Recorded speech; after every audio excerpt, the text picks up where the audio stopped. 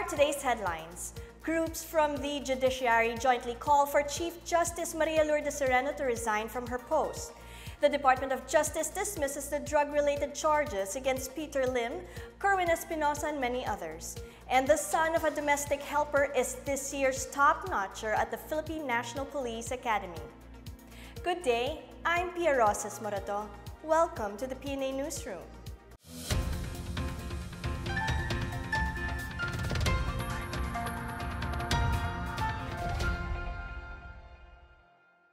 Supreme Court employees and other groups joined calls for Chief Justice Maria Lourdes Sereno to resign to protect the integrity of the judiciary. Sereno, however, insists that she will not leave her post. The groups urged Sereno to do the timely and necessary sacrifice of resigning for the benefit of the High Court as well as the entire Filipino community.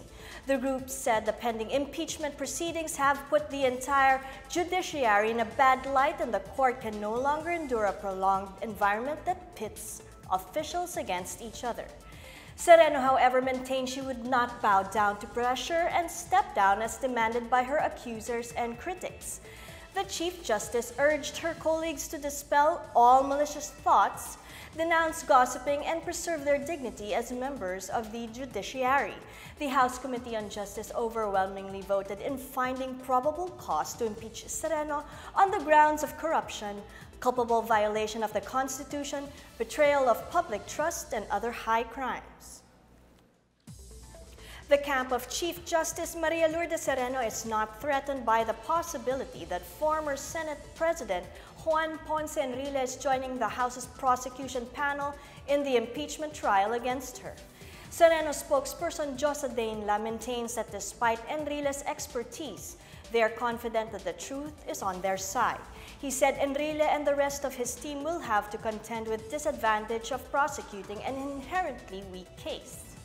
Dainla said Sereno's legal team is ready to defend her and disprove the allegations in the impeachment complaint filed by lawyer Larry Gadon. House Justice Committee Chairman Reynaldo Umali earlier revealed that Enrile volunteered to join the prosecution panel in Sereno's impeachment trial. Enrile was a presiding judge during the impeachment trial of the late Chief Justice Renato Corona in 2012. Malaysian companies are keen to participate in the Build infrastructure program of the Duterte administration. Malaysian Minister for International Trade and Industry Mustafa Mohammed said Malaysian firms see the infrastructure development program as an opportunity to invest in the country. Kuala Lumpur-based Alloy MTD has partnered with the government-owned Bases Conversion and Development Authority for the construction of the National Government Administrative Center in Central Luzon. Other firms are reportedly interested in the construction of a second airport in Manila. The Philippine government aims to spend around $180 billion until 2022 to accelerate development of public infrastructure across the country. Mustafa said Malaysian companies are also seeing the country's potential in services as well as the food and beverages industries. Last year, two-way trade between the Philippines and Malaysia reached $5.2 billion, making Malaysia as the country's 10th top trading partner. Over 400 newly promoted commissioned and non-commissioned police officers took their oath at Camp Olivas in Pampanga.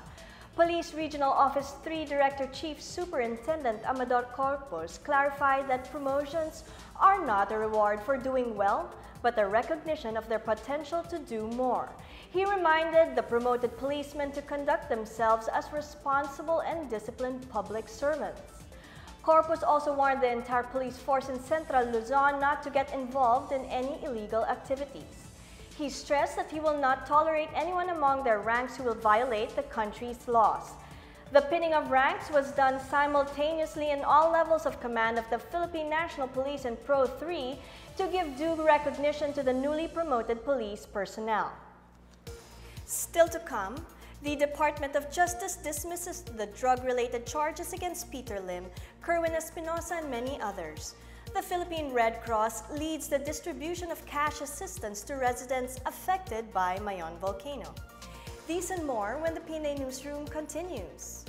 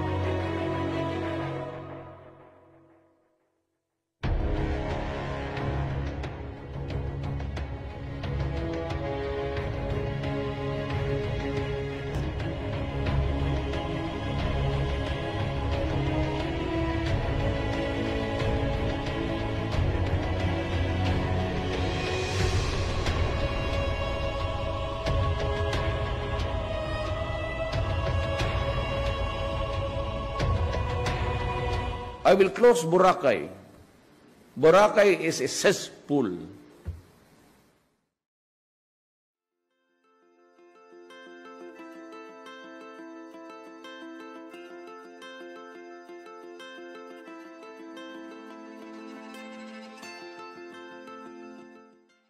Kailangan makiisa po tayo para pakita rin po natin sa ibang stakeholder na legal, may application po yan. Pero hindi po nabigay dahil hindi ho alam ng DNR kung anong permit na ibibigay sa akin eh.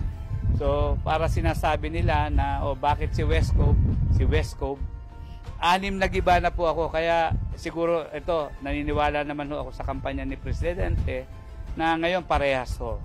Yung nagtayo sa lupa ng gobyerno, sa wetlands, sa timberland, sa easement, ay madidiscover yan at dapat managot.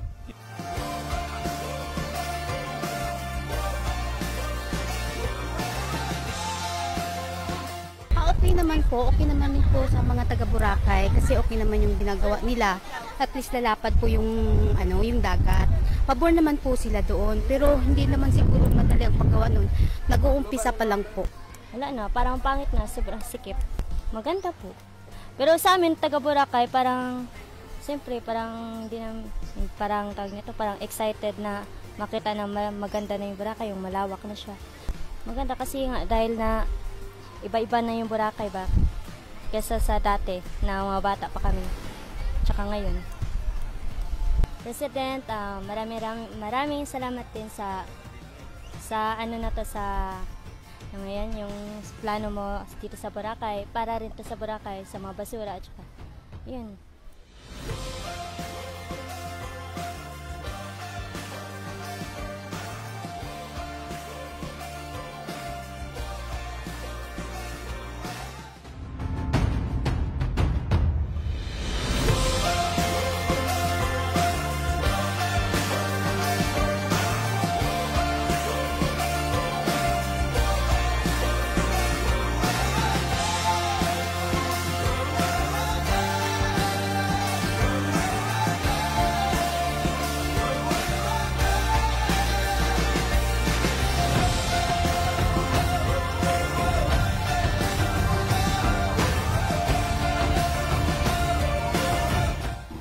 Siyempre ayusin kasi may mga problema. Siyempre ayusin talaga. Maganda pag inayos. Kasi para hindi magkaroon ng sa mga bisita.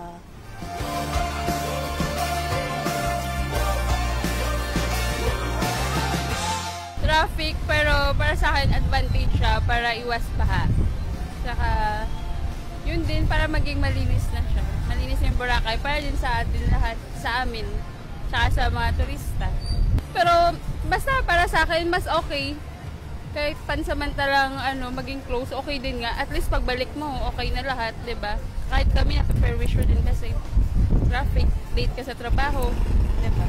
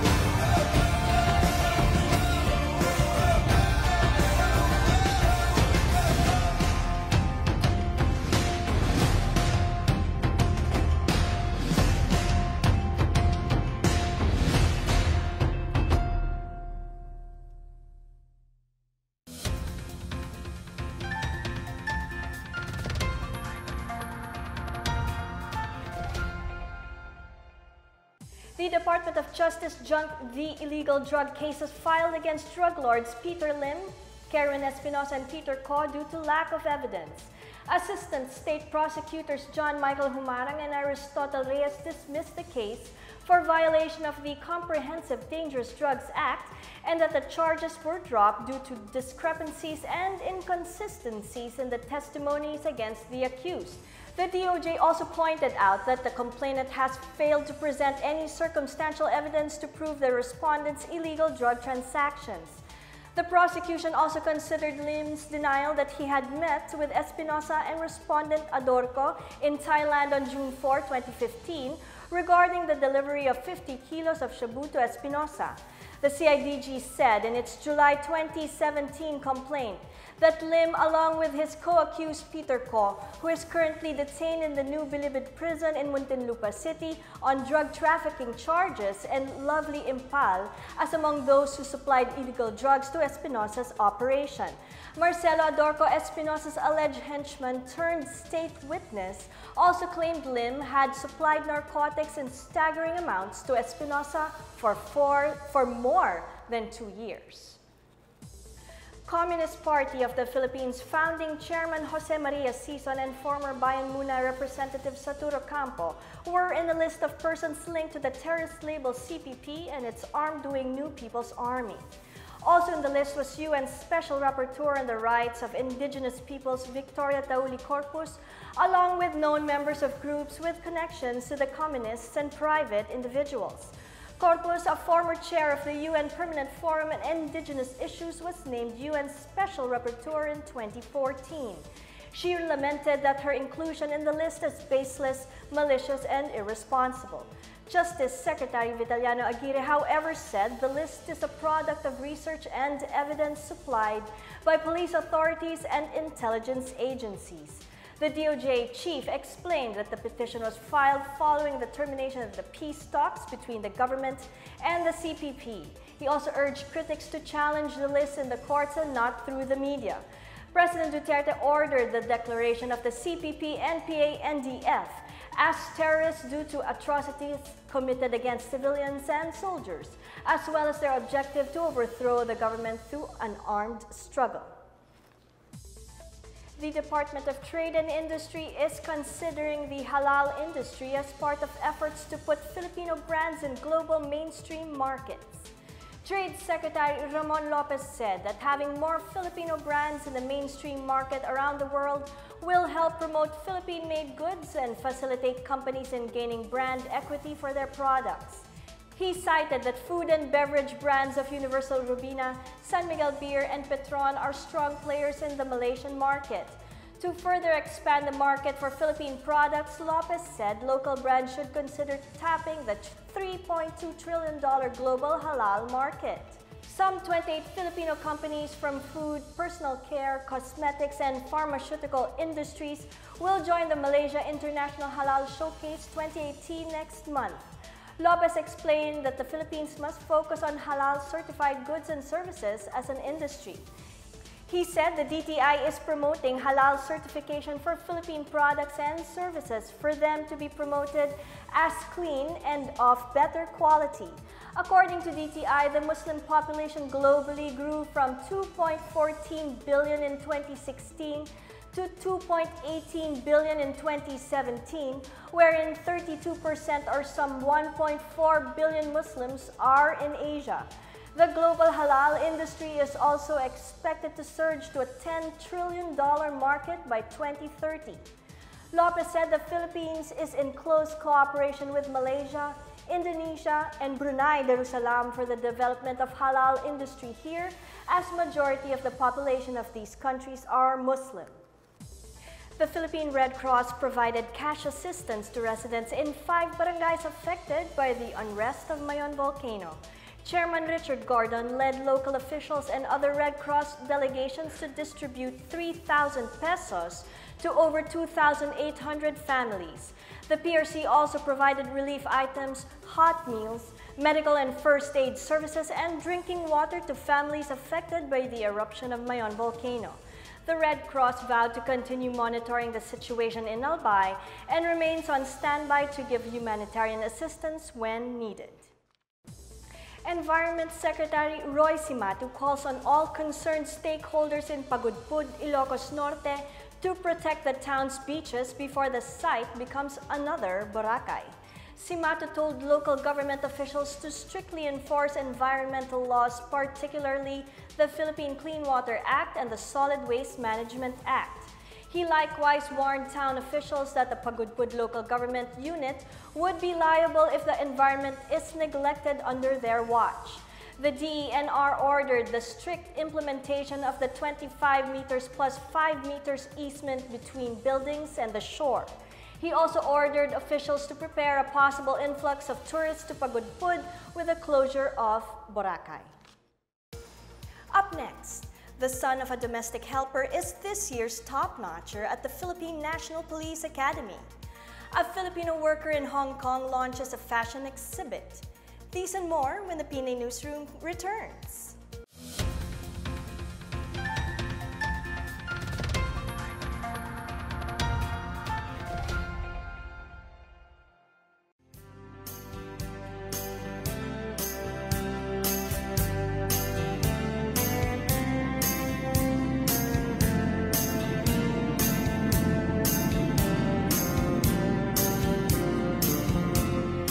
Nalipay kay migdako nga kami nakadawat niya ng maong kwan, maong ngayuta.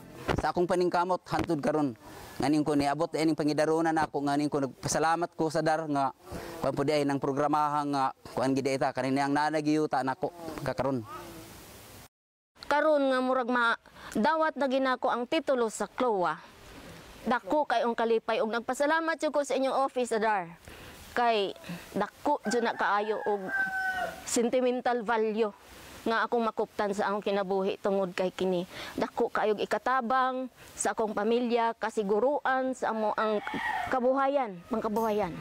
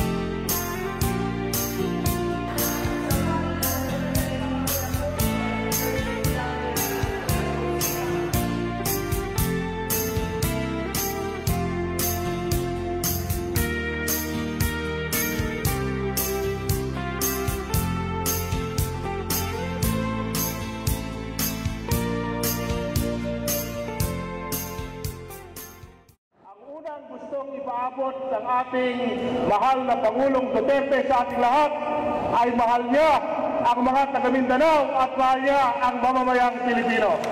Ito ang araw ng pagbibigay ng ating Pangulo sa ating lahat, lalong-lalo na po sa ating mga magsasaka, ang kalayaan para sa ating magsasaka. Na matagal lang ang ating mga magsasaka ay naghihirap dahil nga po wala silang sariling lupa na matamnan. Sa panahong ito, sa pamamagitan ng mga CLOA na ibinigay po sa inyo, ay masasabi natin at may pagmamalaki natin na ako ay isang tunay na mamamayang Pilipino sapagkat nagmamayari ako ng sarili kong lupa. Tulungan mo ang mga mahihirap nating magsasaka, ipamigay ang lupa, suportahan sila at ipaglaban ang kanilang mga karapatan.